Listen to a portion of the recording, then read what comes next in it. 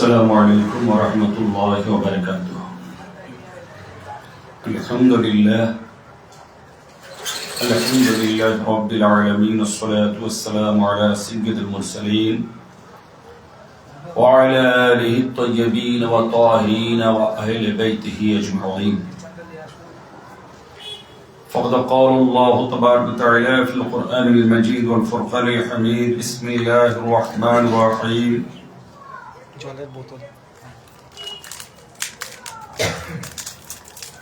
إنما يريد الله ليذهب عنكم الرجس أهل البيت ويطهركم تطهيرا. وفي موضع آخر: بسم الله الرحمن الرحيم. قل لا أسألكم عليه أجرا إلا المودة في القربى.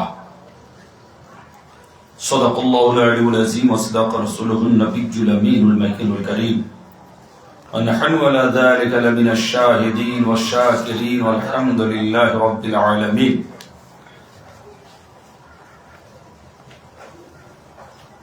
উপস্থিত সম্মানীয় হাজিরান মজলিস, আমাদের পবিত্র রুটিন মোতাবেক হযরতে খাজা আজমিরি রহমতুল্লাহ আলাইহি ফাতিহা উপলক্ষে আমরা সকলে এখানে সমবেত হয়েছি এক আলোচনা এবং পবিত্র আহলে বাইত পাকের জিকির এবং ফজিলত বর্ণনা অধ্যায় আমরা কিছু শুনব। এই অল্প সময়ের জন্য আমাদের এই আলোচনা আলহামদুলিল্লাহ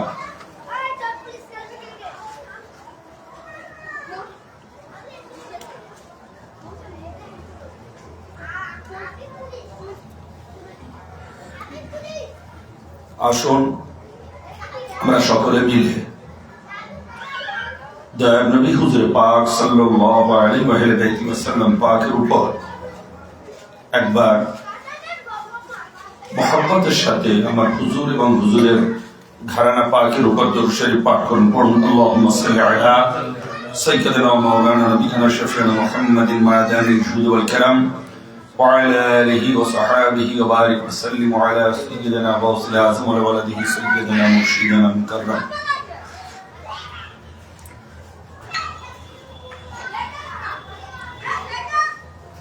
আজ এই পবিত্র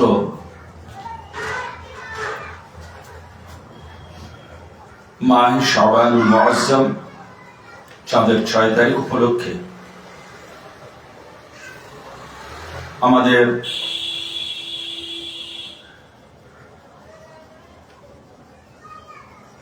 নিয়াজ ও ফাতিহায় হযরতে খাজা আজমিরি রহমতুল্লাহ আলাইহি যেমন প্রতি চাঁদে আপনারা পালন করেন এবং আমার আলোচনা করার একটা সময় থাকে, বিশেষ করে ওলি আউলিয়া বুজুর্গান আহলে বাইত পাকের শানে। তো সেই জন্য আজ আমরা এই পবিত্র চাঁদ পাকে আহলে বাইত পাকের ফজিলত ও ফাজাইল, মর্যাদা ও মর্তবা এবং এই চাঁদ পাকের কিছু গুরুত্বপূর্ণ সংক্ষিপ্ত বয়ান ইনশাআল্লাহ প্রতি মাসের ন্যায় আজও হবে। আমরা সর্বপ্রথম মুসলমান মুমিন এবং আহলে সুন্নাতুল জামাতের অনুসারী, আমরা হুজুর পাকের ঘরানা আহলে বাইতে ইজাম হুজুর শাহনশাহ বাগদাদ হুজুর গৌসে পাক এবং হুজুর পাকের আলা আওলাদ আমার পীরানে তরিকত মুর্শিদ পাক 4 নম্বর দরবার শরীফ হযরত সৈয়দনা সৈয়দ শাহ ইয়াসুম আলী আল কাদরি আল বাগদাদি মুর্শিদ পাক আমার এবং যারা চিশতিয়া ঘরানা মানেন হযরত খাজা আজমিরি রহমাতুল্লাহ আলাইহি, উনি হুসেইনি এবং ওনার চিশতিয়া ঘরানার যারা ইরানি তরিকত এবং বর্তমান যিনি আছেন বাসাপাড়ার দরবারে হযরত শাহ আবুল হাসনাত সাহাব চিশতি মাদ্দাজিল্লাহ আলাইহি। তো সকলে আমাদের বিশ্বাস আকীদা যে আহলে বাইত পাকের মেনে চলা, ওনাদের প্রতি মহব্বত করা উম্মতে রসুল, উম্মতে নবীর জন্য অর্থাৎ উম্মতে মুসলিমার জন্য ফরজ। সেটা আমাদের কাদরিয়া দরবার শরীফ, আমাদের হুজুর পাকগণ একটা মানেন, এবং চিশতিয়া ঘরানার দরবার শরীফ সেখানেও একই ঈমান ও আকীদা মানা হয়। সুতরাং এটা আমরা সকলে মিলে যে আহলে বাইত পাকের গোলামি করব, আমরা কাদরিয়া হই বা চিশতিয়া হই, আমাদের মেন শিক্ষা তালিম যা আমরা মুর্শিদের কাছ থেকে পেয়েছি এবং পাচ্ছি সেটা হচ্ছে মুসলমান হওয়ার সাথে সাথে নামাজ, রোজা, হজ, যাকাত, কোরআন কিতাব পাঠ করার সাথে সাথে আমাদের আহলে বাইত পাকের দামন ধরা জরুরি। আহলে বাইত পাক যদি আমরা ছেড়ে দিই এবং মাওলা পাঞ্জাতন পাকের যদি আমরা না চিনি, না জানি, বা জেনেও যদি গাফলতি করে, তাহলে সে যত বড় দরের কেউ হোক না কেন, আলেম হোক, মাওলানা হোক, মুফতি হোক, এমনকি সে পীরি দরবার হোক, সেখানে কিন্তু কোনো ফায়েজ নেই বা তারা কোনো হেদায়েতের উপরে নেই। এটা একেবারে চিরসত্য কথা। তো আজ এই মাসেই হযরতে মাওলায়ে কায়নাত পাকের জিগারপাড়া মাওলা ইমামে হোসেন আলাইহিস সালাম পাক, আমার দয়াল নবী পাকের নূরে নজর, খুনে রসুল এবং খাতুনে কিয়ামত পাকের লফতে জিগার হযরত মাওলা ইমাম হোসেন পাকের বিলাদত শরীফ, হযরতে আব্বাস আলমদার আলাইহিস সালাম পাকের বিলাদত এবং হযরতে জাইনুল আবেদিন পাকেরও বিলাদত শরীফ যা আমরা কিতাবে পাই। তো এই মোতাবাররাত মাস, এ অত্যাধিক ফাইজিয়া মাস, এবং এটা আমরা যেটা জানি যে এই মাসে ভাগ্য লেখা হয়, কোন মানুষ কতদিন বাঁচবে, কতদিন হায়াত পাবে, কবে মারা যাবে, কত রুজি করবে, কত তার রোজগার হবে, যাবতীয় তার এই মাসে বাজেট পেশ হয় আল্লাহর দরবারে। তো এই মাসে সেই জন্য দয়াল নবী পাক খুবই রোজা রাখতেন, ইবাদত করতেন। বিশেষ করে আমাদের রোজা ও নামাজ, ইবাদত, নফল নামাজ, এটা রমজান শরীফের প্রিপারেশন নেওয়ার মাস। তার সাথে আমরা কত বড় সৌভাগ্যবান যে সেই নামাজ, রোজা প্রিপারেশন নেওয়ার সাথে সাথে এই মাসে আমরা যে আহলে বাইত পাকের চর্চা করছি, পাঞ্জাতন পাকের যে চর্চা করছি, হযরতে রাসূল পাকের আওলাদ পাক আলাইহিস সালাম যারা নাজাতের তরি, তাদের যে চর্চা করছি নামাজ, রোজার সাথে সাথে তাসবিহ তাহলিলের সাথে সাথে, এটা সত্যি বড়ই সৌভাগ্যের বিষয়। এটা সোনায় সোহাগা বলতে পারেন যে আমাদের ইবাদতের সাথে সাথে আমরা যে মহব্বতে পাঞ্জাতন পাক পেশ করছি এবং এই যে ছোট ছোট মজলিস আমরা মানাচ্ছি, এটা আমাদের জন্য এক চূড়ান্ত সৌভাগ্য এবং আমাদের কিয়ামতের নাজাতের ওসিলা।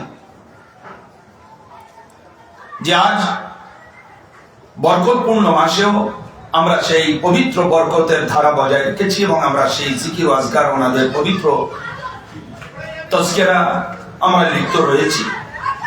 আলহামদুলিল্লাহ, এটা বড় সৌভাগ্যের বিষয়।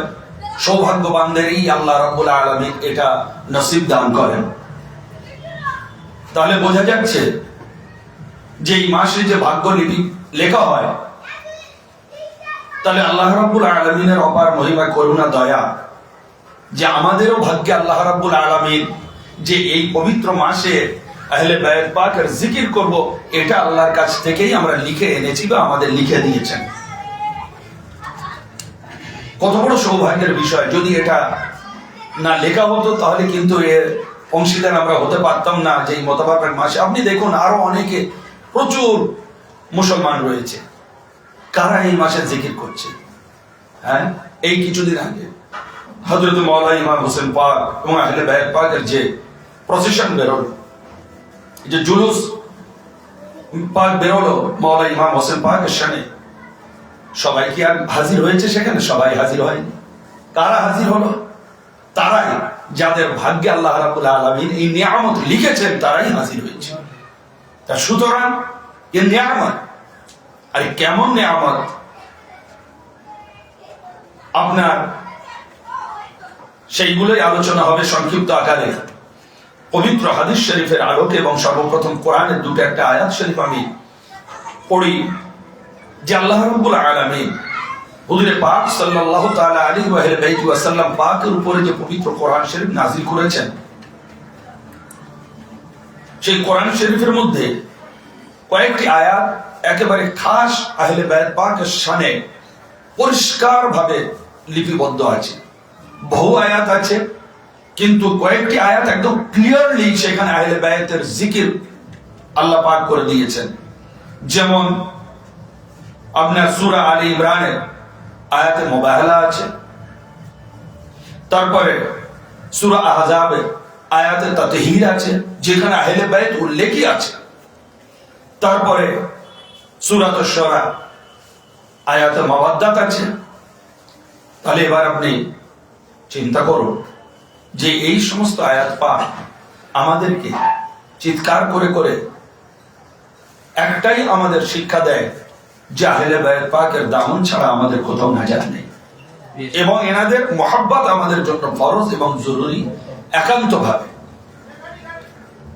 আজ দেখুন, মাদ্রাসা বহু আছে, আমরা মাদ্রাসায় পড়াশোনা করেছি, কিন্তু মাদ্রাসার যে তালিম, সেই তালিমের পূর্ণাঙ্গ ভাবে আহলে বায়ত পাকের শান ক্লিয়ারলি বোঝানো হয় না, বলা হয় না। এবং আমি নিজে পড়েই বলছি যে পাশ করার পরে যখন আমি আমার মুর্শিদ পাকের দরবারে, 4 নম্বর হুজুরের দরবারে এলাম, তখন আহলে বায়ত পাকের শান, মান, মর্যাদা আমার মুর্শিদ পাকের কাছ থেকেই পেলাম। এবং আহলে বায়ত পাক যে ইসলামের মেন, সারা দুনিয়ার যে বুনিয়াদ, সমগ্র বিশ্ব যে রচনা হয়েছে তার যে আসল, এবং এনাদের ওসিলায় যে সবকিছু হয়েছে, সেটা আমরা আস্তে আস্তে খানকা শরীফে মুর্শিদ পাকদের, কদম পাকদের সাথে খিদমতে থাকা, ওঠা বসাতে আমরা জানতে পারলাম। আপনারাও তাই, যে যখন আপনারা আপনাদের দরবারে মুর্শিদের কাছে যান, ওই যে তাজকিরা, ওই যে ওঠা বসা, ওই যে আলোচনা, এই আলোচনাটাই আপনাদের এই আহলে বায়তের দিকে টেনে নিয়ে এসেছে। যদি আপনারা না যেতেন, যদি আপনারা না ওঠা বসা করতেন, যদি আপনারা মুর্শিদের দামন না ধরতেন, তাহলে কিন্তু এই নিয়ামত আপনারা পেতেন না। তাহলে সুতরাং কাদরিয়া হোক, চিশতিয়া হোক, 4 তরিকা যে কেউ হোক, একমাত্র সেই তরিকাওয়ালা যদি আহলে বায়ত পাক মানে, তাহলে তার মুরিদানরা অবশ্যই মানবে। যদি তারা না মানেন, তাহলে তার মুরিদানরা কিন্তু আহলে বায়ত পাকের নিয়ামত পাবে না। তাহলে আজ আমরা দেখতে পাই যে আহলে বায়তের যে শান, মান, মর্যাদা আমরা কোথায় থেকে জানতে পারবো? খানকা শরীফ থেকেই জানতে পারবো। আমাদের পিরানা তরিকাত মুর্শিদে পাক, এনাদের কাছ থেকেই আমরা জানতে পারবো যে আহলে বায়ত পাক কি। কিছু পরে ইনশাআল্লাহ আলোচনা করবো হুজুর শাহনশাহ বাগদাদ, হুজুর গৌস পাকের কথা। হযরত খাজা আজমিরি রাহমাতুল্লাহ আলাইহির কথা। তো এই যে আয়াত পাকগুলো যে নাজিল হয়েছে, এই নাজিল হওয়া আয়াত পাক যদি আলোচনা করা যায় তাহলে অনেকক্ষণ সময় লেগে যাবে। আমি সংক্ষিপ্ত আকারে আয়াত পাকগুলো শুনিয়ে দিয়ে আমি হাদিস পাকের দিকে কিছু যাব, যে কেন আজ বিশেষ করে কিছু মানুষ তারা বলে যে হাদিসে আছে, এই জিনিস হাদিসে আছে, ওই জিনিস হাদিসে আছে। তোমরা যে নজর, নিয়াজ, ফাতিহা, শিরনি, মিলাদ, চাদর, ফুল ইত্যাদি মানাও, কিয়াম, মিলাদ হাদিসে আছে, হাদিস। তো ইনশাআল্লাহ আমরা যে আহলে বায়াত পাক মানি, কোরআনে তো আছেই, তার সাথে সাথে আমার দয়ার নবী কিভাবে উম্মতকে তালিম দিয়ে গিয়েছেন, শিক্ষা দিয়ে গিয়েছেন, সেগুলো কতটা হাদিসে আছে সেইগুলো ইনশাআল্লাহ আজ আমরা সংক্ষিপ্ত আকারে দেখব। ওমা তৌফিক ইল্লা বিল্লাহ। আজ আমার মুর্শিদের দয়া, করুণা, মেহেরবানি, ওনার নিগাহ পাক হলে ইনশাআল্লাহ আপনাদের সামনে আমি সংক্ষিপ্ত ভাবে আকারে তুলে ধরার চেষ্টা করব। যে দেখেন আয়াত, ফাকুল তাআলা নাদউ আবনানা ওয়া আবনাআকুম নিসাআনা ওয়া নিসাআকুম ইলা আখিরিল আয়া। আল্লাহ রাব্বুল আলামিন বলছেন, হে হাবিব আপনি বলে দেন যে তোমরা চলে এসো, আমি আসছি, তোমরা এসো। আমি আমার পুত্রকে ডাকি, আমার মহিলাকে ডাকি, আমার নফস ও জানকে ডাকি, তারপর মুবায়ালা করব, আয়াতে মুবায়ালা। তো তখন আল্লাহ নবী কি করলেন? দাআ রাসূলুল্লাহ আলিয়ান ওয়া ফাতিমা ওয়া হাসানান ওয়া হুসাইনান فقال اللهم اولاي اهل بيت। যখন এই আয়াতটি নাযিল হলো, সাথে সাথে আল্লাহ রাব্বুল আলামিনের হাবিব তার নবী কি করলেন? হযরত মাওলা আলী মুশকিল কুশা পাককে ডাকলেন, হযরত খাতুনে কিয়ামত পাককে ডাকলেন, হযরত মাওলা ইমামে হাসান পাক, মাওলা ইমামে হোসেন পাক আলাইহিস সালাম পাককে ডাকলেন এবং ডেকে বলছেন, আল্লাহুম্মা আউলাই আহলি, হে আল্লাহ এনারাই আমার আহল, আমার আহলে বায়াত, আমার পরিবার, আমার খানদান পাক, আমার আসল। তাহলে আহল মানে পরিবার। তো আল্লাহ নবী পাকের পরিবার, ওনার স্ত্রী পরিবার বর্গ যারা সমস্ত ঘরের মধ্যে থাকে তাদেরকে আহল বা পরিবার বলা হয় বা আহলে বায়াত বলা হয়।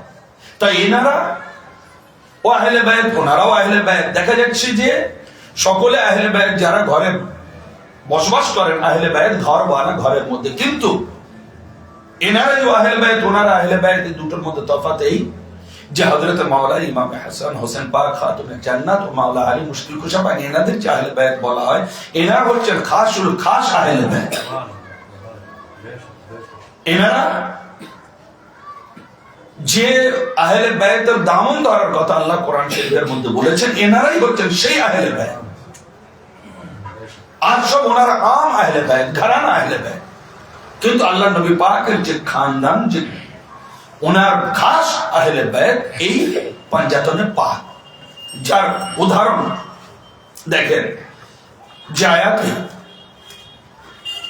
সূরা আহজাবের মধ্যে বলা আছে, ইন্নামা ইউরিদুল্লাহু লিইউযহিবা আনকুম রিজসা আহলাল বায়াত, যে আল্লাহ রাব্বুল আলামিন চাইছে যে আহলে বায়াত পাককে পাক ও পবিত্র করে রাখবেন, কোন দূষিত, কোন নাজিস ও রিজস, নোংরা, গুনাহ, কোন পাপ, কোন শিরক ও কুফর ওনাদের কাছে যেন না আসতে পারে, পাক ও পবিত্র করে রাখবেন।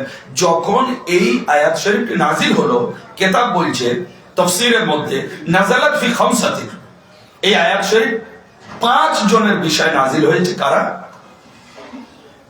ফি রাসূলিল্লাহ ওয়া আলী ওয়া ফাতিমা ওয়া হাসান ওয়া হুসাইন।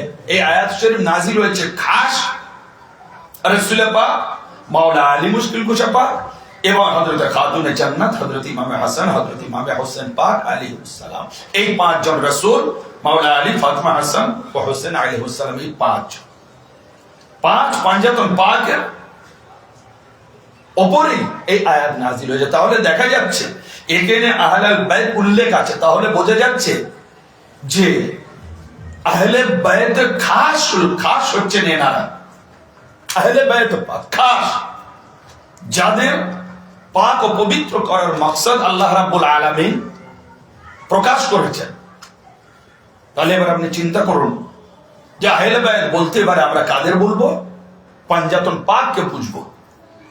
এইবারে আসুন, আন উম্মে সালমা, أن رسول الله صلى الله عليه وسلم جمع فاطمة وحسنا وحسينا ثم أدخلهم تحت صوبه ثم قال اللهم هؤلاء أهل بيتي হযরত উম্মে সালমা থেকে রওয়ায়াত উনি বলছেন যে হযরত রাসূল পাক সাল্লাল্লাহু তাআলা আলাইহি ওয়া আহলি ওয়াসাল্লাম তিনি কি করলেন হযরত মাওলা আলী মুশকিল কুশা পাক ফাতেমা হাসান হোসেন আলাইহিমুস সালাম এনাদেরকে জমা করলেন এবং তারপরে নিজের চাদর পাকের মধ্যে দাখিল করে নিলেন এবং বললেন আল্লাহুম্মা হাদায় আহলে বাইতি, আল্লাহ এনারাই হচ্ছেন আমার আহলে বাইত। তাহলে কোরআন শরীফের তাফসীর প্র্যাকটিক্যাল কে করিয়ে দেখাচ্ছেন? আমাদের রাসূল, যার উপরে কোরআন শরীফ নাজিল হয়েছে সেই রাসূল পাক প্র্যাকটিক্যাল তাফসীর করে দেখাচ্ছেন। তাহলে বোঝা যাচ্ছে যে এসব এই কোরআনের আয়াতের যে তাফসীর, এই হাদিস তাফসীর যেটা এসেছে তাফসীর বিল হাদিস, এটা কোন মৌলভী করেনি, কোন আলেম মাওলানা মুফতি মাদ্রাসা করেনি। স্বয়ং যার উপরে কোরআন নাজিল হয়েছে তিনি তাফসীর করে এবং প্র্যাকটিক্যাল ধরে ধরে দেখিয়ে দিলেন উম্মতকে দেখিয়ে দিলেন কে যে এনারা আমার খাস আহলে বাইত। সুবহানাল্লাহ। কে? আলী, ফাতেমা, হাসান, হোসেন, চারজন আর রাসূল পাক নিজে আছেন ঘরের মালিক, পাঁচজন খাস পাঞ্জাতনে পাক। তো এইবার আপনি চিন্তা করুন যে এই খাস আহলে বায়াতের মধ্যে 1,24,000 সাহাবায়ে কেরাম, কিতাবে লেখা আছে তাদের সংখ্যাটা কম বেশ হতে পারে, সাহাবা তারা, কিন্তু আহলে বায়াত নয়, আওলাদে রাসূল না, নবীর ঘরানা নয়। তো সেহেতু আল্লাহ নবী হুজুরে পাক সাল্লাল্লাহু তাআলা আলাইহি ওয়া সাল্লাম পাক যাদের আহলে বায়াত পাক করে আমাদের দেখিয়ে দিয়েছেন, উম্মতের উপরে এবারে জরুরি ওয়াজিব তারা যেন ওনাদেরই দামন ধরে চলে, সুবহানাল্লাহ। এর বাইরে নাজাত নেই। কেন? এইবারে অন্য হাদিস শরীফের মধ্যে আমরা পাই দয়ার নবী হুজুর সাল্লাল্লাহু আলাইহি ওয়াসাল্লাম পাক বলছেন মাসালু আহলে বাইতি কা সাফিনাতুন নূহ মান রাকিবাহা নাজা ওয়া মান তাখাল্লাফা আনহা কার, যে শোনো তোমরা যদি নাজাত চাও, তোমাদের নাজাতের যদি দরকার হয়, তাহলে আমি তোমাদের সেই নাজাতের কশতি বা নাজাতের জায়গা বলে দিচ্ছি, আমি রাসূল বলে দিচ্ছি। অন্যান্য কোন মোল্লা মৌলবীর বলে দেওয়া নাই, স্বয়ং হুজুর আমাদের পরিষ্কার বলে যাচ্ছেন যে আমার আহলে বায়াতের উদাহরণ, আমার আহলে বায়াতের মিসাল হযরত নূহ নবী আলাইহিস সালামের কশতির মতো। সেই যুগে যারা নূহ নবী আলাইহিস সালামের কশতিতে সওয়ার হয়েছিল তারাই তো নাজাত পেয়েছিল, যারা সওয়ার হয়নি তারা ওই দুর্যোগে মহাপ্লাবনে, এমনকি ওনার ছেলে বলল যে আমি তো পাহাড়ের উপরে উঠে, কোরআনে আমি ওই পাহাড়ের উপরে উঠে আমার জীবন রক্ষা করব, কিন্তু সে পাহাড় ডুবে গেল, ও ডুবে মারা গেল। তাহলে তারা নাজাত পেল যারা ওই নৌকায় উঠেছিল। এমনকি তাফসীরের মধ্যে এসেছে সব জোড়া জোড়া প্রাণীকে আল্লাহ রাব্বুল আলামিন হুকুম দিয়েছিলেন হযরত নূহকে এদেরকেও তুলে নাও, সব জোড়া জোড়া প্রাণীদেরকে তুলে নাও। সেই প্রাণী আপনার ওই নাজাতের তরিতে উঠলো, তারা নাজাত পেয়ে গেল। তাহলে দেখা যাচ্ছে যে হযরতে নূহ নবী আলাইহিস সালামের কশতিতে মানুষ, আল্লাহর মাখলুক সকলে যারা উঠেছিল তারাই নাজাত পেয়েছে। তো তাহলে সেম এইবার আল্লাহর নবী বলে যাচ্ছেন ওই নূহ নবীর কশতির মতো আমার আহলে বায়াত, এখানেও যারা সওয়ার হবে তারাও নাজাত পাবে, সুবহানাল্লাহ। তাহলে এইবার আপনি আসুন যে একটা উদাহরণ দিই যেটা কোরআন শরীফের উপরে, যে নূহ নবী আলাইহিস সালামের নৌকায় জন্তু জানোয়ার পশু পাখি প্রাণীরা তারাও উঠেছিল, তারাও নাজাত পেয়ে গিয়েছে। তাহলে আজ আমরা যারা আহলে বায়াত মানি এবং আহলে বায়াতের দরবার ভুক্ত, আমাদের পীরানে তরিকত মুর্শিদ পাকের কদমের সাথে আমরা যুক্ত, সে কাদরি হই, চিশতি হই, যে কেউ আমরা হই না কেন, আমরা যখন মুসলমান হই আহলে বায়াতকে মানবো। আর আহলে বায়াত আজ আপনারা পৃথিবীর বুকে দেখুন, খালি মুসলমান নয়, কত আমরা যাদেরকে অন্য ধর্মাবলম্বী বলি, বিশেষ করে কত হিন্দু ভাই বোনেরা পর্যন্ত ইমাম আহলে বাইত পাকের উপরে আজকাল ফেদা হয়ে যাচ্ছে, তাদেরও দেখো। তাহলে এনারা খালি মুসলমানের জন্য নয়, এনারা সারা কুল কায়নাতের জন্য নাজাতের তরি। আল্লাহ নবী বলেছেন যারা এতে দাখিল হবে, যারা উঠবে। তাহলে এইবারে আপনারা, বিশেষ করে আমি মুসলমানের কথা বলি, যে আপনারা শুনে থাকবেন যে সূরা কাহাফের মধ্যে বলা আছে যে সেই কাহাফবাসীদের যারা সঙ্গী হয়েছিল তাদের সাথে একটা কুকুরও ছিল। সেই কুকুর গিয়ে আপনার তাদের সাথে ওই গুহার মুখে সঙ্গী হয়েছিল এবং সে আর বাড়ি ফিরে আসেনি, ওখানেই শুয়ে পড়ে এবং আপনার ওদের মধ্যেই থেকে যায়। কিয়ামতের দিন তাফসীরে এসেছে যে ওরাও জান্নাতে যাবে, কুকুরটাও জান্নাতে যাবে। তাহলে একটা কুকুর যদি কিছু নেক বান্দার সঙ্গী হয়ে যায়, তাহলে কোরআন আর তাফসীর আমরা দেখতে পাচ্ছি সেই নেক বান্দার সাথে ওই কুকুরটাও জান্নাতে চলে যাবে। তাহলে এইবারে আপনি বলুন সে নেক বান্দা কারা ছিল? ওই যুগের সাধারণ মানুষ, তারা কিন্তু কোনো নবীর খানদান নয়, সাধারণ মানুষ আল্লাহওয়ালা হয়ে গিয়েছিলেন, তারাই ছিলেন আল্লাহর পেয়ারা বান্দা, ওলি আল্লাহ ধরে নেন, ওলি আল্লাহ ছিলেন। তো তাদের সঙ্গী হয়ে যদি একটা কুকুর জান্নাতি হতে পারে, তাহলে আজ আমি খালি মুসলমানের কথা বলছি যে এই মুসলমান কম, এই মুসলমান জাত, আমরা রাসূল পাকের দরবারের যদি গোলাম হই, ওনার আহলে বাইত পাকের যদি গোলাম হয়ে যায়, এনার যদি ভক্তি ও আশিকানদের মধ্যে নিজেদেরকে সঁপে দিই, বিলীন করে দিই, তাহলে যদি একটা কুত্তা পূর্ব জামানার ওলি আল্লাহ সঙ্গী হয়ে জান্নাতে যেতে পারে, তাহলে আমরা মানুষও এনাদের গোলামি করে কেন জান্নাতে যেতে পারবো না? এটা সোজা হিসেব। আর এবং হুজুর বলছেন আমার মাসাল আহলে বাইত কা সাফিনাতুন নূহ, আমার আহলে বাইত নাজাতের কাশতি, মান রাকিবাহা নাজা। এ মান মানে যে কেউ, এনিওয়ান, যে কেউ। তো যে কেউ যখন ওতে সওয়ার হবে, হুজুর গ্যারান্টি কি সে নাজাত পেয়ে যাবে। আর এখানে দুটো জিনিস বোঝার আছে। প্রথম, যে সেখানে নূহ নবীর প্লাবনের সময় নৌকা ভেসেছিল, সকলে যারা যারা ছুটে ছুটে গিয়ে তাতে উঠেছে বা প্লাবনের আগে উঠেছে, এইবার নৌকা ভাসছে। কিন্তু আপনারা বলতে পারেন যে এখানে নৌকা রূপ কই, নৌকা তো দেখছি না, নৌকার সাথে তসবি দেওয়া হয়েছে, তাহলে সে নৌকা কই যাতে আমরা উঠবো? হ্যাঁ, এর উত্তর হচ্ছে এই, সেখানে নৌকা আর এখানে নৌকা নয়, এখানে আহলে বাইত পাকের যে আলোচনা হয় যে জায়গা, আর বুঝে নেন যে খানকা, সেই খানকায় যারা যারা আসা যাওয়া করবে সেইটাই হচ্ছে নাজাতের তরি। সেই খানকায় আপনাদেরকে আসতে হবে, সেই খানকায় আসা যাওয়া করতে হবে, সেই মসজিদ, সেই আল্লাহ পাকের ঘরানা, নবী পাকের ঘরানা, আল্লাহ রসুল পাকের ঘরানা দামন ধরে থাকতে হবে আহলে বাইত পাকের। তাহলে ওই নাজাতের তরি নূহ আলাইহিস সালামের কাস্তিতে ওঠার সমতুল্য হবে। আর এই জিনিসটা আপনি অন্য কোথাও পাবেন না, না মসজিদে পাবেন না, আপনি কোন মাদ্রাসায় পাবেন।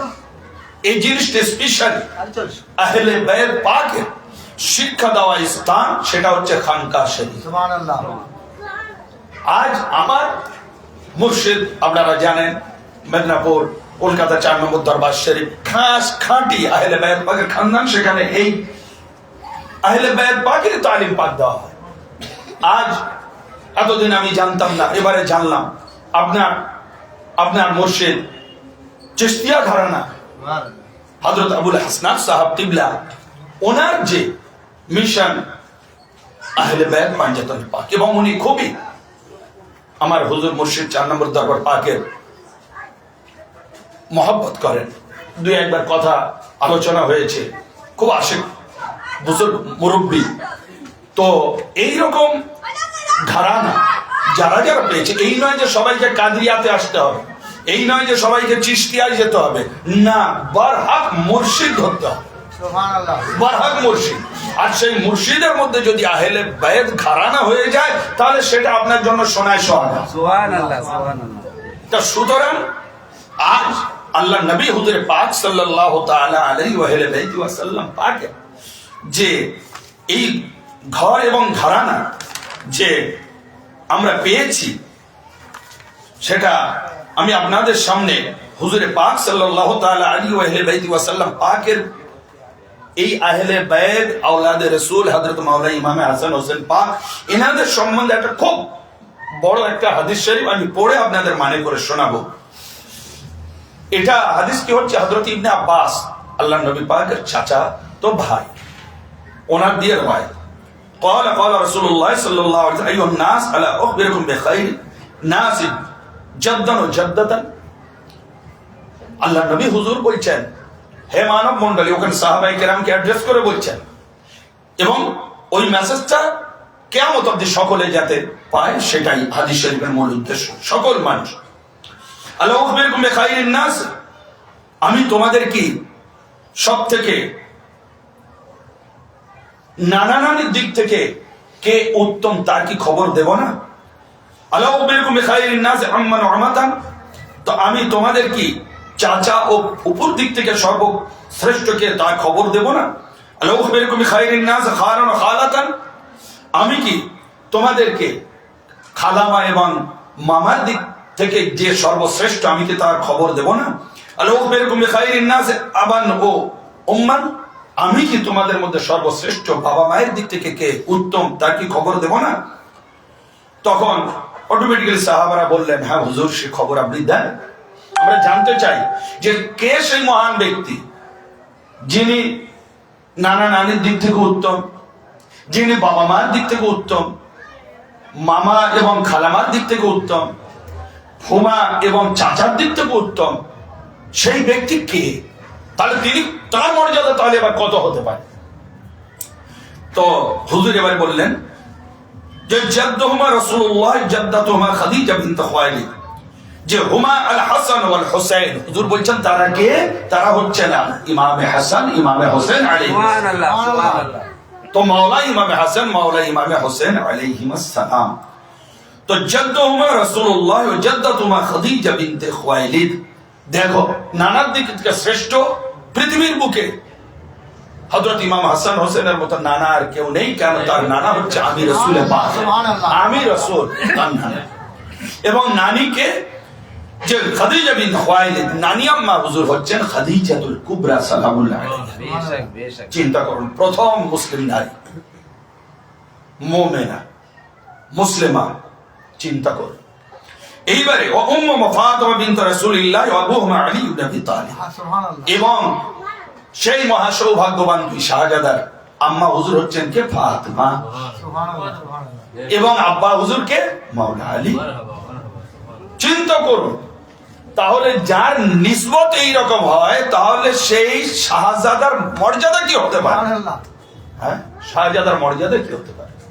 আপনারা দেশীয় রীতি আচার বিচারে দেখুন, যদি কারোর বাপ দাদা প্রাইম মিনিস্টার হয় বা কিংবা আপনার লো ক্লাসের নিচের দিক থেকে ডিএম হয় বা এসপি হয় বা পিএম হয়, উপরের দিকে যদি প্রেসিডেন্ট হয় দেশে, বা প্রফেসর হয় বা খানদান প্রফেসর হয়, তাহলে তাদের মর্যাদা কত হয় সমাজের মধ্যে? একটা যে নোবেল ফ্যামিলি, এরা এইরকম খুবই সম্মানের ফ্যামিলি, বাবার দিক থেকে মায়ের দিক থেকে দাদা চাচা সবাই এডুকেটেড, সবাই।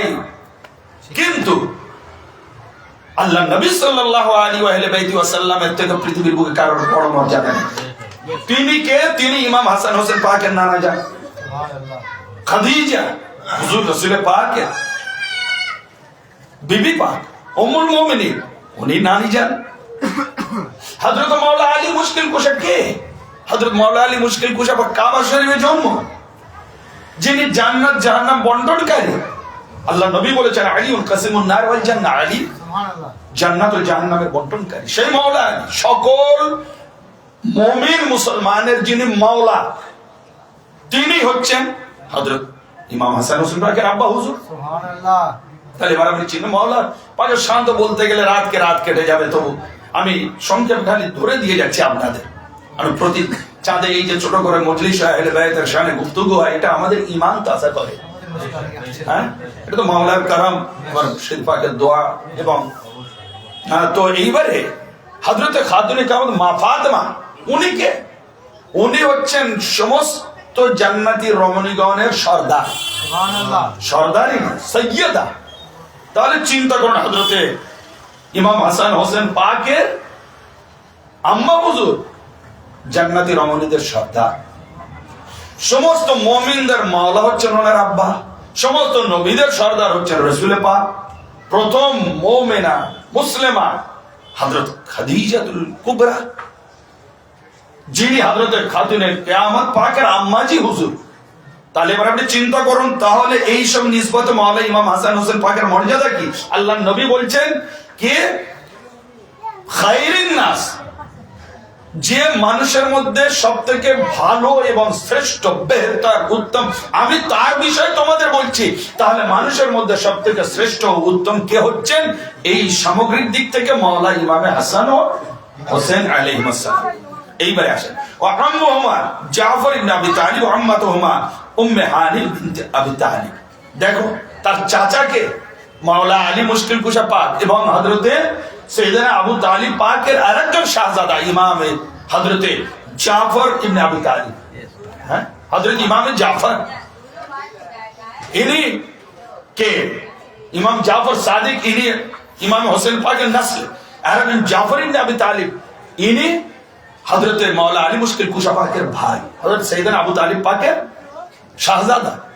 এনারও কীর্তি, হাবশায় প্রথম হিজরতকারী ইনি, হাবশা বিজয়কারী ইনি, যেখানে আবু সুফিয়ানরা গিয়েও পর্যন্ত অ্যাটাক করেছিল সেই হাবশা নাজ্জাশীর কাছে, ওদেরকে বিফল পাঠিয়ে দিয়ে ইনি এমন ভাবে দলিল দিলেন কোরআন শরীফে সূরা মারিয়াম পড়ে, নাজ্জাশী পর্যন্ত আবেগে আপ্লুত হয়ে গেলেন। এবং সে বিরাট ঘটনা, এনারই দেওয়া ভাষণে হযরতে জাফর সালামুল্লাহ আলাইহি, কে ঘরানাটা? মাওলা আলী পাকের ভাই। আর কি ঘরানা? এনার আব্বা হুজুরের নাম সৈয়দনা আবু তালিব। চিন্তা করুন, হযরতে মাওলা আবু তালিবের ঘরানা দেখুন। একদিকে মাওলা আলী মুশকিল কুশা পাক, সকল মুমিনদের মাওলা, আর একদিকে হযরতে জাফর তাইয়ার, হযরতে ওনারই শাহজাদা। তো যখন একটা আবার হাদিস শরীফ মনে পড়ে গেল যে যখন খাইবার যুদ্ধ বিজয় হলো হযরত মাওলা আলী মুশকিল কুশা পাকের হাতে, হুজুর তো মহা খুশি। আর ঠিক ওই সময় হযরতে জাফর তাইয়ার নাজ্জাশী ওখান থেকে হাবশা জয় করে ফিরছেন, সে খবরটাও পেয়ে গিয়েছেন। তখন বলছেন, আজকের আমি যে দুটো সুসংবাদ পেলাম, আমি কোনটা বড় আর কোনটা ছোট আমি করব, দুটোই হচ্ছে উত্তম সুসংবাদ আমার কাছে। একটা ছেড়ে আর একটা সুসংবাদ আমার কাছে। একদিকে হযরত সৈয়দনা আবু তালিব পাকের এক শাহজাদা কি করলেন? খাইবার বিজয় করলেন। আর এক শাহজাদা হাবশা বিজয় করে এলেন। দুই শাহজাদা। কিন্তু এনাদের বলুন তো ভালো করে, এনাদের সম্বন্ধে আজ আমাদের জানানো হয়, এনাদের সম্বন্ধে আজ আমাদের বোঝানো হয়, এনাদের সম্বন্ধে আজ আমাদের আলোচনা করা হয়। হযরত জাফর তাইয়ার আমরা জানি না, ওলামারা জানে না, ওই হাদিস শরীফের মধ্যে আছে তাই। তাহলে এবার আপনি চিন্তা করুন। তো এইবারে হযরতে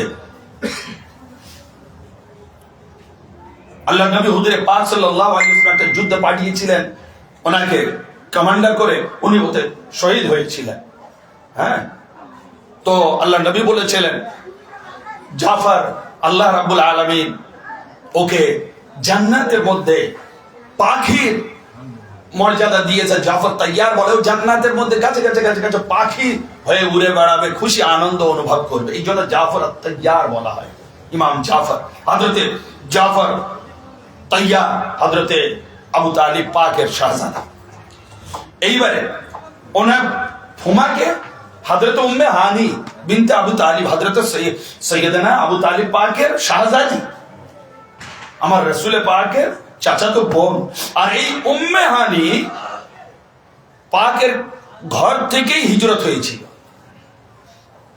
তাহলে চিন্তা করুন, আমার রাসূল পাকের মানে ঘরানা দেখুন। এবং হযরতে মাওলা আলী মুশকিল কুশা পাকের আব্বাজান হযরতে মাওলা আবু তালিব পাক, হযরতে সৈয়দনা খাজা আবু তালিব পাক এমন এক জাত পাক বা ওনার ঘরানা এমন এক মানে বলে বোঝানো যায় যে যেন রাসূল পাক সাল্লাল্লাহু আলাইহি ওয়াসাল্লাম পাককে হেফাজত করার জন্য, প্রোটেক্ট করার জন্য আল্লাহ রাব্বুল আলামিন ওনাকে দুনিয়ায় পাঠিয়েছেন। ওনাকে দুনিয়া পাঠিয়েছেন কাকে? সৈয়দনা আবু তালিব পাককে। উনি নিজের দেহ দিয়ে, নিজের ফিজিক্যালি শরীর দিয়ে যতদিন হায়াত পাকে ছিলেন আমার হুজুরকে সেবা করে গেলেন। ওনার শাহজাদা ওয়াকফ করে দিলেন। মাওলা আলী পাককে বললেন ঠিক আছে তুমি থাকো, কখনো তোমাকে মুহাম্মদ বিপদগামী করবে না, ওখান থেকে তুমি হেদায়েত পাবে এবং তোমাকে সত্য রাস্তা দেখাবে, যেটা বলবে তুমি শুনবে। তো এইবারে কি হলো তাহলে চিন্তা করুন। ফের তারপরে হযরত জাফর তাইয়ার উনি কি করলেন? উনিও হযরত রাসূল পাকের কাছে চলে এলেন। হযরত আকিল রাসূল পাকের কাছে, হযরত মাওলানা আলী পাকের আম্মা হুজুর হযরত ফাতিমা বিনতে আসাদ উনিও রাসূল পাকের সেবা করলেন। এমন কি হুজুর ওনার কবর মোবারকে বরকতের জন্য শুয়ে দোয়া করেছিলেন। চিন্তা করুন, ওনার দাফন পাকের সময় ফাতিমা বিনতে আসাদ হযরত মাওলা আলী পাকের আম্মা হুজুরে। তাহলে চিন্তা করুন, এ ঘরানা আমার রাসূল পাকের সাথে ছায়ার মতো ছিল, এ ঘরানা পাক। সুবহানাল্লাহ। কিন্তু আজ এই ওলামাদের চক্রে চক্রান্তে আমরা মাওলা আলী মুশকিল কুশা পাকের ঘরানার বেশি আলোচনা চারিদিকে আর হয় না। ওনার আব্বা হুজুর সৈয়দনা আবু তালিব পাকের নাউযুবিল্লাহ, কিন্তু বলতে হয় আপনাদের, না তো বুঝবেন না, ওলামারা কাফের বলে, মাদ্রাসা থেকে কাফের শিক্ষা দেওয়া হয়, অমুক হাদিসে রয়েছে, কিন্তু এই হাদিস গুলো সঠিক ও সহি নয়। আজ হযরতে সৈয়দনা আবু তালিব পাকের যারা কাফের বলে তারা গোমরাহ। কেন?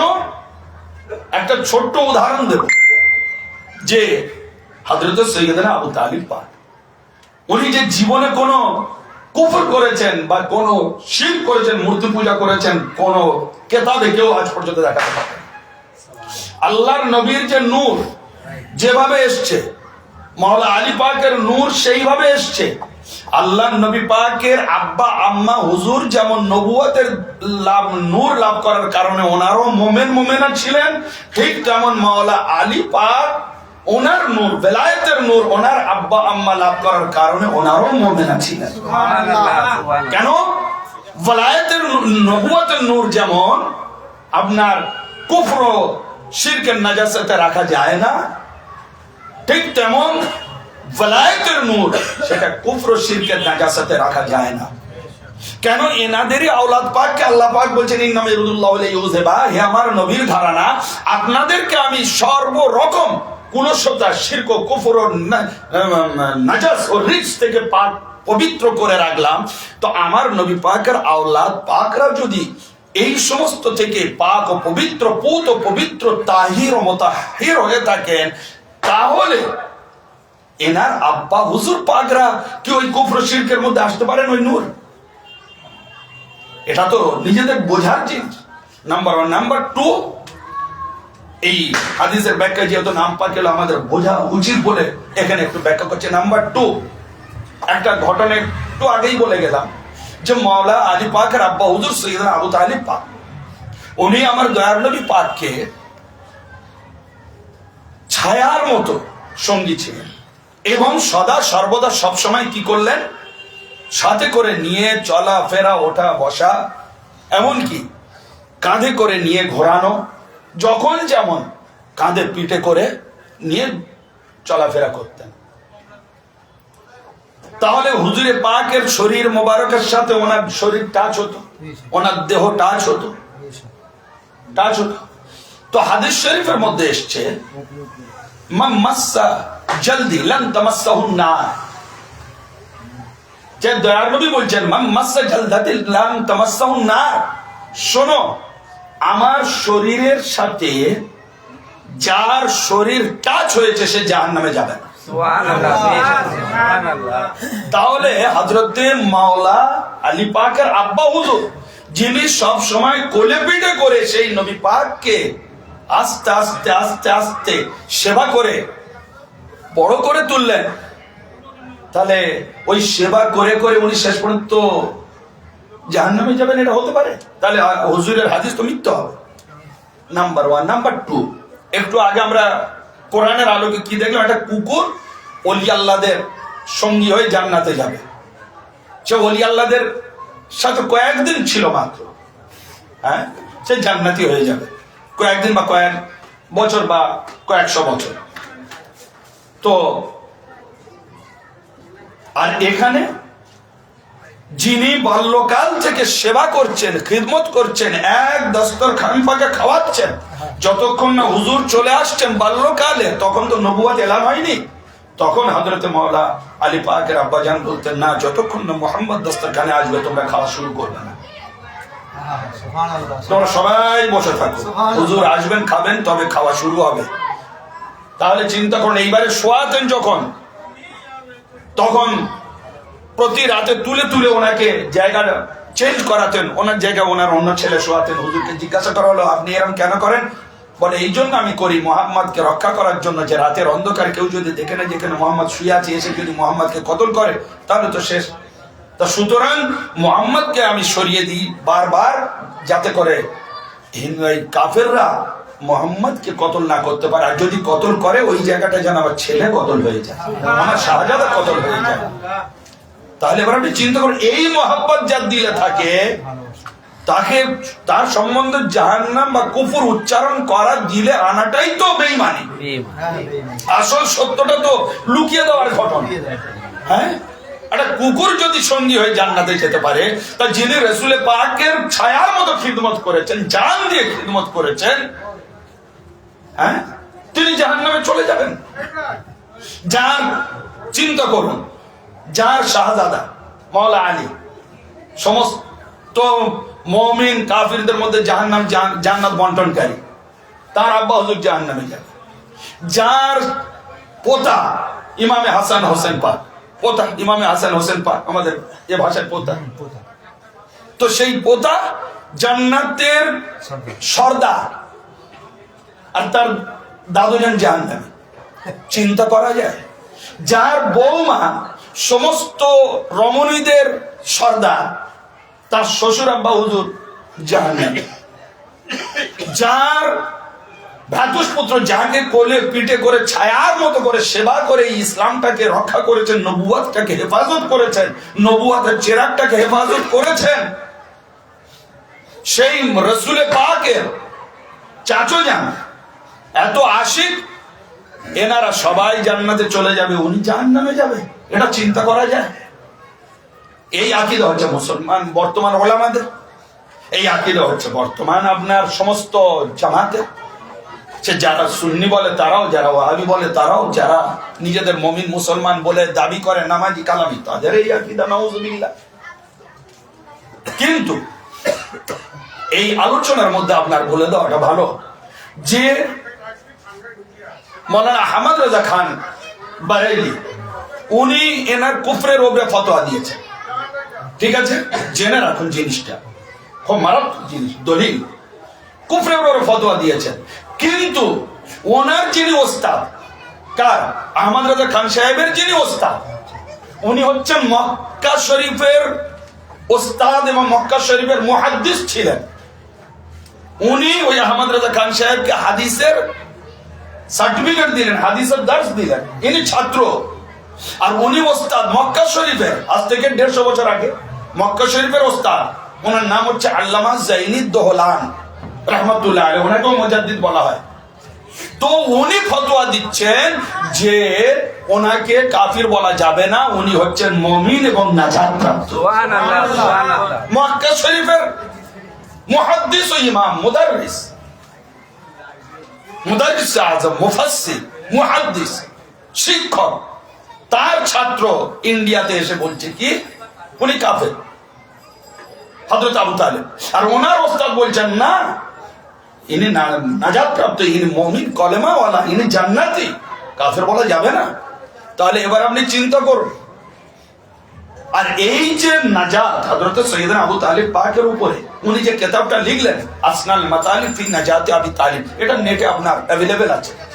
তাহলে সুতরাং আমরা সে ছাত্র যাই বলুন, মক্কা শরীফের, আর উনি সৈয়দ আওলাদে রাসূল, নবী ঘরানা, সুতরাং নবী ঘরানার একজন মক্কা শরীফের মুদাররিস, ওনার স্থান, আর যাই হোক এখানকার ওলামারা তো সেই স্থান পেতে পারে না। তা সুতরাং অত বড় আলিম, অত বড় স্কলার, অত বড় মুজাদ্দিদ, অত বড় একজন মুহাদ্দিস, তার ফতোয়াটাই সর্বমান্য, সর্বগ্রাহ্য। এবং আজ খাঁটি দরবার যেগুলো আছে, খাঁটি দরবার যেগুলো আছে, সেই দরবারে কিন্তু এই শিক্ষাটা দেওয়া হয় যে তোমরা যা পড়ে এসছো, যা মোল্লা ওলামাদের মৌলবীদের কথা তোমরা শুনেছো, ঠিক আছে, ওগুলো তোমরা শুনে থাকো বা ভুলে যাও, কিন্তু তোমরা হযরতে মাওলা মুশকিল কুশা পাকের আব্বাজান সৈয়দনা আবু তালিবকে কখনো কাফের বলবে না।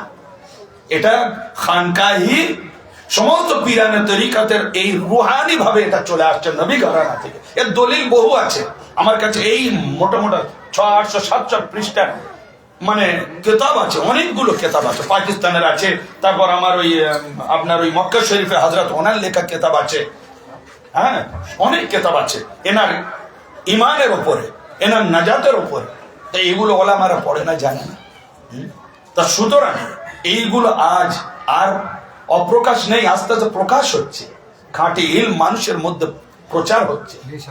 যারা রাসূল পাকের মোহাব্বত কারী, দিলে মোহাব্বত, আল্লাহ নবী কোরআন হাদিস শরীফে বুখারীর মধ্যে বলেছেন লা ইউমিনু আহাদুকুম হাত্তা আকুনা আহাব্বা ইলাইহি মিন ওয়ালিদি ওয়ালাদি ওয়ান নাসি আজমাইন, তোমাদের মধ্যে ততক্ষণ পর্যন্ত কেউ মুমিন হতে পারবে না যে আমাকে সব থেকে বেশি ভালো না বাসবে, নিজের আল আওলাদ বাপ মার থেকে বেশি ভালো না বাসবে। তাহলে বাপ মার থেকে যতই ভালোবাসতে হয়, নিজের আল আওলাদের থেকে যদি ভালোবাসতে হয়, কাকে বাসতে হবে? রাসূলের পাককে ভালোবাসতে হবে, তবেই সে মুমিন হবে। মুমিনের শর্ত রাসূলকে সব থেকে বেশি ভালোবাসা। আর সেই ভালোবাসাটা মাওলা পাকের আব্বা হুজুর আবু তালিব থেকে কেউ বাসতে পারে। উনি, আমরা তো 40 বছর পরে জেনেছি, উম্মত আর কি জেনেছে যে উনি রাসূল, কিন্তু উনি প্রথম দিন থেকে জেনে গিয়েছেন যে ইনি আল্লাহর রাসূল, আল্লাহর নবী। ওনার দিওয়ান আছে, ওনার কবিতা গুচ্ছ আছে যে ইনি আল্লাহ নবী রূপে দুনিয়ার বুকে এসেছেন। চিন্তা করুন, এই জন্য ওনার ওসিলা দিয়ে দোয়া চাইতেন, আর আল্লাহর সাথে সাথে পানি বর্ষণ করে দিত। হযরত আবু তালিবের সেসব রয়েছে, বুখারী শরীফে হাদিস আছে। হ্যাঁ, তাহলে এবার আপনি চিন্তা করুন, তাকে কাফির বলছে। তাহলে এই উম্মত কোথায় যাবে? এই উম্মত আজ কেন এত বিভক্ত? কেন উম্মত আজ দিশেহারা? কেন উম্মত আজ এই রকম অবস্থা, এই বেহাল বদহাল কেন? একমাত্র আমরা কি করেছি? আহলে বাইত পাককে ছেড়ে দিয়েছি। এই উম্মত আওলাদে রাসূলকে ছেড়ে দিয়েছে। আল্লাহর নবী বলেছেন তোমাদের মধ্যে দুটো জিনিস রেখে গেলাম, কি? কোরআন, আপনারা শুনেছেন, প্রতি জুমায় তো শুনছেন, কোরআন আর আহলে বাইত, কোরআন আর আহলে বাইত। তো সেই কোরআন আর আহলে বাইত উম্মত ধরছে না, খালি কোরআন ধরছে, কোরআনের প্রচার হচ্ছে চারিদিকে, কোরআনের তালিম হচ্ছে, কোরআনের অ্যাপ আসছে, কোরআন শিক্ষার দিনিয়াত সমস্ত বেরিয়ে গিয়েছে, সব খালি কোরআন কোরআন কোরআন কোরআন। আলহামদুলিল্লাহ, কোরআনের তালিম ফরজ, কিন্তু আল্লাহর নবী তো আরেকটা বলেছেন, আমার কোরআনের সাথে আহলে বাইত আছে। এই উম্মতদের জিজ্ঞেস করুন যে আহলে বাইত চেনে না? যারা ওই কোরআনের তালিম দিচ্ছে তারা আহলে বাইত চেনে না। বলুন, চেনে না তো বলবে কোথা? জানে না তো বলবে কোথা? জানলে তো বলবে। চেনার চেষ্টাও করে না। তো আল্লাহ নবী বলেছেন দুটো জিনিস তোমাদের মধ্যে দিলাম, এবং তোমরা দুটো মজবুতির সাথে ধরে থাকবে, গোমরাহ হবে না। এক কোরআন আর এক আহলে বাইত। তাহলে এক হাতে কোরআন ধরতে হবে, এক হাতে আহলে বাইত ধরতে হবে। আমার হুজুরের হাদিস, ভাই এগুলো আমরা আমাদের কথা কেন শোনাতে যাবো আপনাদের, বা শুনবেন বা কেন? কোনো মূল্য নেই মানুষের কথা, হুজুরের কথা। তো হুজুরের কথা তো আমাদের মানতে হবে না? হ্যাঁ, তারপরে অন্য আপনি যাবতীয় যা কিছু করুন। এইবারে এই আহলে বাইত আর এক জায়গায় বললেন আমার আহলে বাইত নৌকার নাজাতের সমতুল্য, যা সওয়ার হলে সে নাজাত পেল। তাহলে আজ তাহলে নাজাত কোথায় আছে, হেদায়েত কোথায় আছে? সব ওই আহলে বাইতের কাছেই আছে, পাঞ্জাতন পাকের কাছেই আছে, আওলাদে রাসূলের পাকের কাছেই তো হেদায়েত। যারা আহলে বাইত ধরে থাকবে, সে পৃথিবীর যে কোণে থাকুক, সে জঙ্গলেও যদি থাকে, তার দিলের মধ্যে যদি এই আহলে বাইত পাঞ্জাতন পাকের ইশক ও মুহাব্বত থাকে, নবী ঘরানার মুহাব্বত থাকে, আইম্মা আহলে বাইত পাকের মুহাব্বত থাকে, পীরানে তরিকত মুর্শিদ পাক ইজাম মুহাব্বত থাকে এনাদের, তাহলে জঙ্গলেও যদি থাকে সে কিন্তু ইমানের হালতে থাকবে। আর ওখানে যদি মারা যায় ইমানের হালতে সে মারা যাবে, ইমান তার থেকে ছিনতে পারবে না কেউ। আর এর অপোজিট কি হাদিস শরীফ এসছে, যদি কেউ কাবা শরীফের তওয়াফ করে, 1000 বছর তওয়াফ করতে করতে যদি ওখানে মারাও যায়, আর তার দিলের মধ্যে যদি মাওলা আলীর বুগজ থাকে, আহলে বাইতের দুশমনী থাকে, ওই কাবার ধারে মরেও সে জাহান্নামে যাবে। চিন্তা করুন, আমি কোনো আবেগে বলছি না, আমি একদম ওই ডকুমেন্টস আপনাদের সামনে বলছি। এটা হযরতে ইমাম আহমদ বিন হাম্বল তিনি তার ফাজাইলে আহলে বাইত ও ফাজাইলের মধ্যে বর্ণনা করেছেন, ফাজাইলে সাহাবার মধ্যে তার মাসনাদে ইমাম আহমদ বিন হাম্বল। আর মাসনাদে ইমাম আহমদ বিন হাম্বল 4 মাযহাবের একজন, উনি বলছেন যে মাওলা আলী পাকের শান সব থেকে বেশি, এবং সব থেকে বেশি হাদিস হুজুরের শানে বর্ণিত হয়েছে। এইগুলো তো আছে। তা সুতরাং আহলে বাইত বাদ দিয়ে আমাদের আর কিছু চিন্তা করা যাবে না, পাঞ্জাতন পাক বাদ দিয়ে আর কিছু চিন্তা করা যাবে না। এই জন্য এনাদের যে এই চাঁদ পাক গুলো আসে, মুহররম শরীফ ধরুন, তারপরে তাইরে রজব শরীফ ধরুন, বা 21 রমজান শরীফ আমরা ইনশাআল্লাহ পেতে যাচ্ছি, সেগুলো ধরুন, খাতুনে কিয়ামত পাকের বিলাদত শরীফ, বেজাল শরীফ, হযরতে মাওলা ইমাম হাসান হোসেন পাক এনাদের বিলাদত ও শাহাদত পাক, এগুলো আমাদের জন্য জরুরি করণীয়। আপনারা খানকায় করুন বা ছোট ছোট করে নিজেদের ঘরে নিজেদের বাচ্চাদের সামনে নিয়ে ফাতিহা করুন। করলে কি হবে, এর থেকে আপনার বাচ্চারা ট্রেনিং পাবে। যেমন আপনারা আপনাদের ব্যবসায় আস্তে আস্তে বাচ্চা যখন বড় হয়, আপনি 2-4 দিন বাড়িতে বসে থেকে ছেলেকে পাঠিয়ে দেন যে তুই ব্যবসাটা দেখে আমি পরে যাচ্ছি, আস্তে আস্তে 1 ঘন্টা 2 ঘন্টা ট্রেনিং দেন।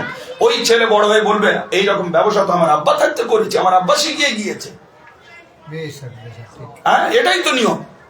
তো সুতরাং এই বাচ্চা যদি আপনি ট্রেনিং দেন, 2 দিন পরে ওই আপনি থাকবেন না, কিন্তু ওই বাচ্চা বলবে হ্যাঁ আমার আব্বা থেকে তো আমি এগুলো শিখেছি, এগুলো করেছি, এগুলো বারাত আহলে বাইত পাকের নিয়াজ ফাতিহা, এনাদের মুহাব্বত, এনাদের ঝান্ডা, এনাদের নিশান তোলা, এগুলো তো আমরা খানদানি করে আসছি, আমার আব্বা দাদা থেকে করে আসছি। সুতরাং এ ছাড়া যাবে না, বাচ্চাদেরকে এইভাবে ট্রেনিং দিতে হয়। আমি আপনার তো বোঝানো বললো, চলুন এর পিছনে একটা হাদিস আছে, জামিউ সাগীরের মধ্যে ইমাম জালালউদ্দিন সিউতি লিখেছেন। কোথায় থেকে আমরা আলোচনাটা কত ডিপে চলে গেলাম। তো হযরতে ইমাম জালালউদ্দিন সিউতি, আমি যখন কেরালায় ছিলাম, কিতাবটা আমি ওখানে, এখন নেটে অ্যাভেলেবেল, তখন আমি ওখানে আমি পড়েছিলাম, সেটা আমি কাবিতে নোট করেছিলাম। হুজুর বলছেন দয়ার নবী, আদবু আওলাদাকুম আলা সালাসা খিসাল, তোমরা তোমাদের বাচ্চাদের 3টে বিষয় শিক্ষা দাও। কটা বিষয়? কটা? 3টে বিষয়। কিরাআতুল কোরআন, আহুব্বা নবিয়্যিকুম, হুব্বা আহলে বাইতিহি। তোমরা 3টে বিষয় তোমার বাচ্চাদেরকে শিক্ষা দাও। এ বাচ্চা কন্যাও হতে পারে, পুত্র হতে পারে, সদাই আমাদের সন্তান। তো 2 সন্তান, খালি পুত্র কেন ভাই, কন্যা কেন? কন্যা পুত্র। কন্যা যেন এই শিক্ষা নিয়ে যখন সে নিজের ঘরে যাবে, সেখানে গিয়ে যেন ওই দামনটা না ছাড়ে, ধরে রাখে। ছেলেও যখন আপনার ঘরে থাকবে যেন না দামন ছাড়ে। কি আল্লাহ নবী বলছেন 3টে শিক্ষা দাও। 3টে শিক্ষা কি? সর্বপ্রথম তোমরা কোরআনের শিক্ষা দাও। কেন? কোরআন পড়লে তবে সেই কোরআনের আলোকে রাসূল ও আহলে বাইতকে চিনতে পারবে। কোরআনেই এনাদের বর্ণনা আছে। এইবারে কি হলো, কোরআন শিক্ষা দাও, যার দরুন দ্বীন ইসলাম শিখতে পারবে, আল্লাহকে চিনতে পারবে, হালাল হারাম জানতে পারবে। কোরআনের শিক্ষা দাও, চলার পথ সুগম হবে। দ্বিতীয়, আমি রাসূলের মুহাব্বতের শিক্ষা দাও। চিন্তা করুন। এইবারে তৃতীয়, আমার ঘরানা আহলে বাইতের শিক্ষা দাও। হুজুরের হাদিস এটা, তিনটে বিষয় শিক্ষা দিতে বলেছেন। কোরআনের শিক্ষা দাও, হুজুরের মহব্বতের শিক্ষা দাও, আর আমার ঘরানা আহলে বাইতের শিক্ষা দাও। তাহলে এইবারে আমরা মুসলমান কি সেটা দিচ্ছি?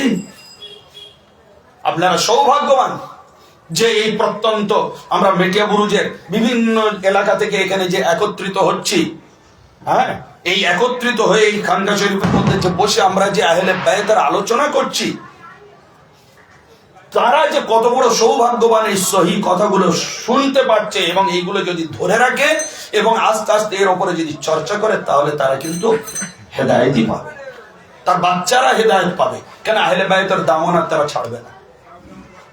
তো এইবারে আসে وخالهما قاسم رسول الله صلى الله عليه وسلم خالتهما زينب رقية ام كلثوم بنات رسول الله। হযরত রাসূল পাক সাল্লাল্লাহু আলাইহি ওয়াসাল্লাম সেই যে তোমাদের মধ্যে সর্ব উৎকৃষ্ট উত্তম যিনি মানুষ, তার খবর দিচ্ছেন তো রাসূল পাক। নানা নানিমার দিক থেকে, আব্বা মার দিক থেকে, হ্যাঁ, তারপরে খালামার দিক থেকে, তারপরে আপনার চাচা ফুমার দিক থেকে, আপনার মামা এবং খালামার দিক থেকে। এইবারে আসুন কে হযরত উম্মে হানি, ইনি হচ্ছেন ফুমা। এনার এইবারে কার? হযরত মাওলানা ইমাম হাসান হোসেন পাকে। মাওলানা ইমাম হাসান হোসেন পাকের এইবারে মামাকে হচ্ছেন হযরতে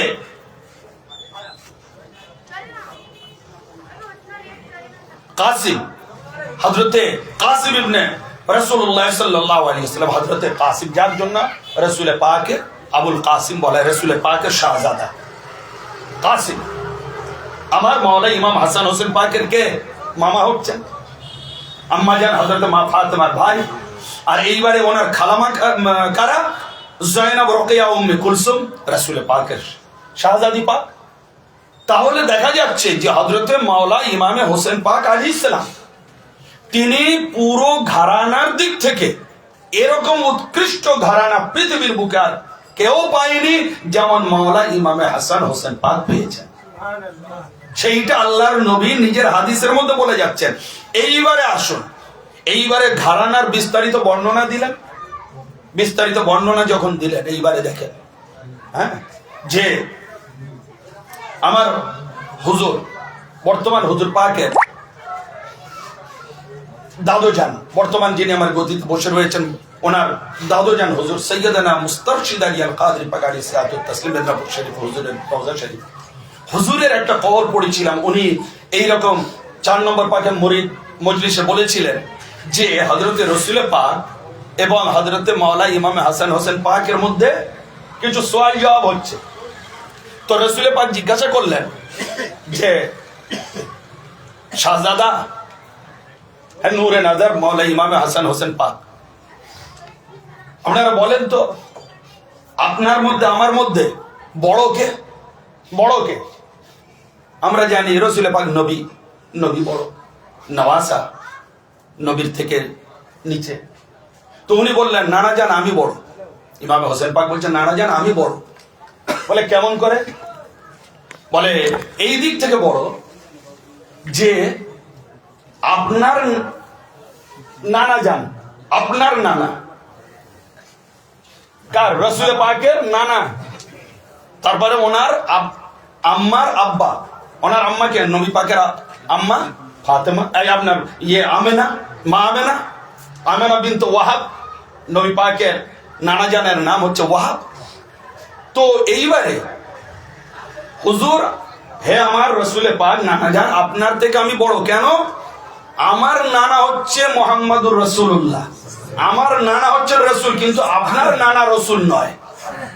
আমার নানা রাসূল, কিন্তু আপনার নানা রাসূল নয়। চিন্তা করুন। তখন এইটা শুনে রাসূল পাক সাথে সাথে কলিজার সাথে লাগিয়ে নিলেন, খুব আনন্দ পেলেন, খুশি হলেন। তাহলে সেই জিনিসটাই হাদিস শরীফের মধ্যে এখানে এতক্ষণ আমরা উল্লেখযোগ্য বর্ণনা শুনলাম। তো এইবারে কি হলো? হযরতে রাসূল পাক এইবারে নিজের ওই যে পরিচয়গুলো দিলেন, এই পরিচয়ের ঠিকানা এবারে বলছেন। আসসালামু আলাইকুম। দর্শন পড়েন।